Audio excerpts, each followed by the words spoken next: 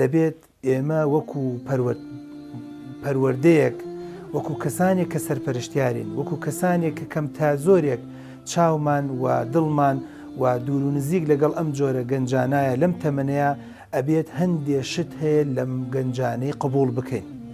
نابێ بە بیرکردنەوەی خۆم وەکو 40 ساڵ یان 50 ساڵ یان 35 ساڵیش تەسەور بکە، ینی تۆ مهم فترەیەکت بەڕێ کردو نابێ بە گوێرەی بیرکردنەوەی خۆمان هەڵسوکەوت بۆ ئەمانە بکەین. نابێ ئەوەی کە 100% من بە باشی دەزانم واگومان بەرم کە ئەمیش 100% بە باشی دەزانێت، ئەوەی کە من بە خراپی دەزانم، ئەوەی کە من بە گوناحی دەزانم، ئەوەی من بە تاوانی دەزانم. بەڕێزەکەم دڵنیا بە شەرت نییە ئەو لەو قۆناغەیە ئەو گەنجە بە گوناح و بە تاوانی بزانێت.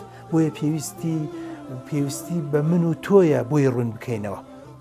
جاری واش هەیە، یعنی ئەمە نایشارینەوەکو دکتۆرێک بە بەڕێستان دەڵێن ڕەنگە گەنجێک ئەو 3-4 ساڵی تەمەنی بەڕێ بکات، هێشتا من و تۆی وەکو دایک و باوک، وەکو مامۆستای ئاینی، وەکو مامۆستای زانکۆ پەیمانگا یان ماحەدەکان یان بەتایبەتی مامۆستای ئەعدادیەکان بەتایبەتی ئەو چەند ساڵی کە لە بەردەستی مامۆستای ئەعدادیە زۆر هیلاک دەبن، زۆر ماندوو دەبن بەدەستیانەوە.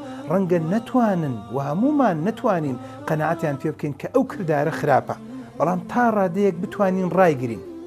بۆیە زۆرێک لە سەرچاوەکان باسی ئەوە دەکرێت کەم تا زۆرێک قبوڵی ئەو هەڵسو کەوتانە بکرێت، قبوڵی ئەو جۆرە کردەوانە بکرێت، بەڵام لە سنووری شەرعە.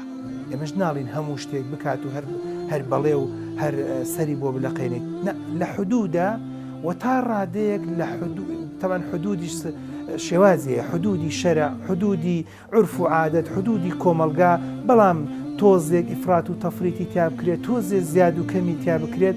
بەڕای من ئامۆژگاری من وەکو دکتۆرێک بۆ ئێوەی بەڕێز ئەوەیە زۆر شتەکان قورس نەکەین لەسەر ئەو نەفەرانە، لەسەر ئەو جۆرە تەمەنانە، چونکە ڕەنگە کێشیان بۆ دروست بکەواتە